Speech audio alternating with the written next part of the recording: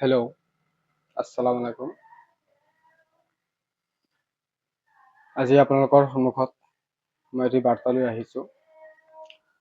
আমাৰ ভাৰতবৰ্ষৰ প্ৰায় প্ৰতিগৰাকী ব্যক্তিয়েই অৱগত যে ভাৰতবৰ্ষৰ সমাজকৰ্মী তথা ইঞ্জিনিয়াৰ তথা ইনোভেটৰ সোনাম ৱাংচু যি আজি 18-19 দিন ধৰি ভোক হৰতালত আছে। কাৰ কাৰণে আছে? আমাৰ এই ভাৰতবৰ্ষৰ যুৱকৰ বাবে, যুৱতীৰ বাবে, আমাৰ ভাৰতবৰ্ষৰ ল'ৰা ছোৱালীৰ কাৰণে, ছাত্ৰ ছাত্ৰীৰ কাৰণে, যাতে কোনো ছাত্ৰ ছাত্ৰী যাতে কোনো আত্মহত্যা কৰিব নালাগে, যাতে প্ৰতিগৰাকী ছাত্ৰ ছাত্ৰীয়ে নিজৰ ভৱিষ্যত সুন্দৰভাৱে সুচাৰুৰূপে পৰিচালনা কৰিব পাৰে। কিন্তু আজি ভাৰতবৰ্ষত আমাৰ এই ছাত্ৰ ছাত্ৰীৰ কাৰণে তেখেতে যি পদক্ষেপ লৈছে, এই পদক্ষেপক আমি সকলোৱে একেলগে একেহাৰিয়ে সমৰ্থন জনাব লাগে। নহ'লে আজি যদি সোনাম ৱাংচু নাইকিয়া হৈ যায়, তাৰ পিছত নেক্সট টাইমৰ কোনেও আমাৰ কাৰণে আগুৱাই নাহিব।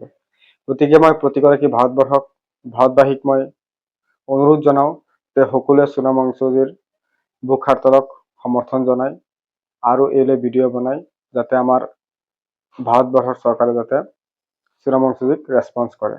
আজিলৈ এইখিনি, ধন্যবাদ।